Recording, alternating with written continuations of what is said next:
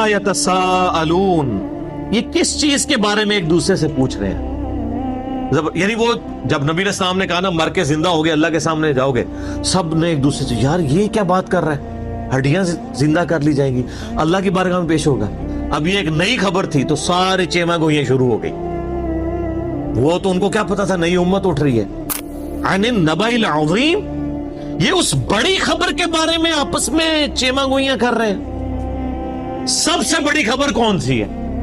क़यामत। इससे बड़ी को खबर नहीं हो सकती कि मरने के बाद जिंदा होकर अल्लाह के सामने पेश होना है। अल्लज़ी हुम फीही मुख्तलिफून, जिसके बारे में ये इख्तलाफ कर रहे हैं एक दूसरे के साथ।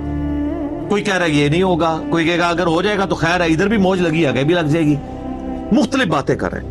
कल्ला सयअलमून, यकीनन वो इसे अनकरीब जान लेंगे। सुम्मा कल्ला सयअलमून, फिर यकीनन वो इसे जान लेंगे कि क़यामत कायम होने वाली है। अब क़यामत कायम होने का जो मामला है ये मंतकी है। दुनिया में इंसाफ नहीं मिलता, इल्ला माशाअल्लाह किसी को मिल जाए। आखिरत का दिन हमारे अंदर जो अखलाकी हिस्सा है ना, वो हमें मजबूर करती है कि एक दिन ऐसा होना चाहिए कि दुनिया में अगर किसी को इंसाफ नहीं मिला, किसी का साथ ज्यादती हुई है, उसने सब्र किया है, तो उसको कभी ना कभी तो बदला मिलना चाहिए। और वही अल्लाह ने क़यामत का दिन रखा है। अब अल्लाह ताला अपनी कुछ फिजिकल फिनोमेना ऑफ नेचर अत-तज़कीर भी आला इल्लाह का जिक्र करता है। अलम नजअलिल अर्द मिहादा, क्या हमने जमीन को बिछौना नहीं बनाया? वल जिबाल औतादा, और पहाड़ों को मेखे। जमीन की डायनामिक बैलेंसिंग इन पहाड़ों की वजह से। व खलकनाकुम अज़वाजा, और तुम्हें जोड़ों की शक्ल में पैदा किया। इवन नबातात और हैवानात में भी जोड़े। ये नबातात के जोड़ों का तो अब आके लोगों को अंदाजा हुआ है ना, जानवरों और इंसानों के जोड़ों का तो पता था मेल फीमेल का। वजअलना नौमकुम सुबाता, और हमने बना दिया तुम्हारे लिए नींद को आराम का बायस। सर ये नींद क्या चीज है? कोई बड़े से बड़ा बुजुर्ग अपने आप को नींद से बेनियाज कर सकता है? पेशाब से, मौत से। तो बस यही तो फर्क है खालिक और मखलूक का। रोटी से कोई बेनियाज कर सकता? जो शख्स रोटी का मोहताज हो, पेशाब ना रोक सकता हो, नींद ना रोक सकता हो, अपना बुढ़ापा आने को ना, कोई बुजुर्ग ऐसा है जो कि जी मैं हुक्म देता हूं कि मेरे दाढ़ी के बाल काले ही रहेंगे, है किसी का इख्तियार? वो कितना लाचार है। इसीलिए अल्लाह ने फरमाया ला तखुदुहु सिनतुम वला नौम, अल्लाह को ना नींद आती है ना ऊंघ आती। ये बहुत बड़ी क्वालिटी है, और ये ऐसी क्वालिटी है जो एक अनपढ़ को भी समझ आती है, एक पढ़े लिखे को भी। क्योंकि हम सबका ये एक्सपीरियंस, ये वो एक्सपीरियंस है जो दुनिया में हर इंसान का है कि अगर हम 24 घंटे के अंदर एक दफा ना सोएं, अगले 24 घंटे में हम परफॉर्म ही नहीं कर सकते। लाए को दुनिया का बड़े से बड़ा जीनियस बंदा भी, एफिशिएंसी कम होनी शुरू हो जाएगी। 48 घंटे जाग जाए और कम, 72 घंटे तक तो वैसे ही वो आपको जहां पड़ा होगा वहीं पड़ा रह जाएगा। क्यों? ये मशीनरी परफॉर्म ही नहीं कर सकती नींद के बगैर। सर ये आपके सामने चीज होगी, फिर आपको इस आयत के जानदार होने का पता लगेगा। वजअलना नौमकुम सुबाता, नींद को तुम्हारे लिए आराम का बायस बनाया। एक तो थकावट उतरती है, और दूसरा अगले 24 घंटे के लिए परफॉर्म करने के लिए वो नींद जरूरी है, अदरवाइज आप परफॉर्म ही नहीं कर सकते। वजअलना लैला लिबासा, और हमने रात को तुम्हारे लिए पर्दा बना दिया। जैसे हम कपड़े पहनते हैं ना, हमारे अंदर के ऐब छुप जाते हैं, जिस्म वगैरह छुप गया, इस तरह रात जो है ना वो अल्लाह ने एक पर्दे का जरिया बना दिया, हर चीज छुप जाती है। वजअलना नहारा माशा, और हमने दिन को रोजी कमाने का, माशियत का जरिया बनाया, मुईशत का। मुईशत तो आजकल वैसे ही बड़ी डिस्कस हो रही है, ये वही लफ्ज़ अरबी से ही निकला, माशा। दिन को रिस्क तलाश करो और रात को आराम करो। अच्छा, बाज़ जगह कुरान पाक में ये भी आया कि हमने दिन और रात दोनों के बारे में फरमाया कि हमने इसको जरिया बनाया मुआश का, ظاہر ہے بعض لوگوں کا کام رات کے وقت شروع ہوتا ہے, دن کے وقت ان کا آرام ہوتا ہے. وَبَنَيْنَا فَوْقَكُمْ سَبْعًا شِدَادًا, اور ہم نے تمہارے اوپر 7 مضبوط بنا دیے. اب یہ آیتیں متشابہات ہیں, یہ اس سے مراد آسمان ہے یا کوئی 7 لیئرز ہیں آسمان تک کے لیے. جس طرح آپ کو پتا ہے پہلے ٹروپوسفیئر, پھر اسٹیٹوسفیئر, پھر اس طرح کرتے کرتے اوزون لیئر آتی ہے. کتنی لیئرز ہیں ہمارے اوپر جو سورج سے آنے والی ہارمفل ریز کو روکتی ہیں. وہ بڑی مضبوط ہیں لیئرز, وہ نہ ہو تو یہاں پہ تو سکن کینسر ہر بندے کو ہوا ہو. آپ کو پتا ہے تھوڑا سا شگاف آیا ہے اوزون لیئر میں اور لوگوں کے لیے مصیبت بن گئی ہوئی ہے. لاکھوں ایسی ریز ہیں, ہزاروں میں نہیں ہے, جن کو زمین پہ آنے سے اوزون لیئر روک دیتی ہے. اگر آئے تو وہ تباہ و برباد ہو جائے. یہاں پہ جتنی مخلوقات ہیں بیماری کی وجہ سے, اگر آئے تو وہ تباہ و برباد ہو جائے. یہاں پہ جتنی مخلوقات ہیں بیماری کی وجہ سے. ارتھ میگنیٹک فیلڈ کئی چیزوں کو ریپیل کر دیتی ہے. اور پھر ایسی لیئرز بھی ہیں کہ جو آپ کا یعنی ریفلیکٹ کرنے میں ریز کو مدد دیتی ہیں. ادروائز یہاں سے ریز نکلی ہے تو وہ پھر آگے ہی چلی جائے, واپس زمین پہ ہی نہ آئے, پھر آپ کسی کے ساتھ فون پہ بات بھی نہ کر سکیں. یہ اللہ تعالیٰ کے معاملات ہیں. اب دیکھیں یہ سارے فزیکل فینومینا آف نیچر چل رہے ہیں. وَجَعَلْنَا سِرَاجًا وَهَّاجًا, اور ہم نے ایک نہایت ہی روشن چراغ بنا دیا ہے سورج.